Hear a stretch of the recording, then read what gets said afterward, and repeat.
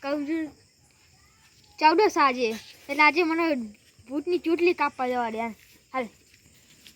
આજે તો ચૂંટણી કાપવા જવું છે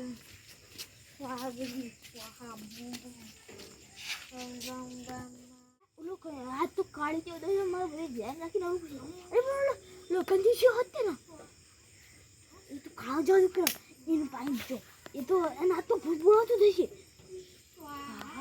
જો ઓજી આવું ને તો મજા આવશે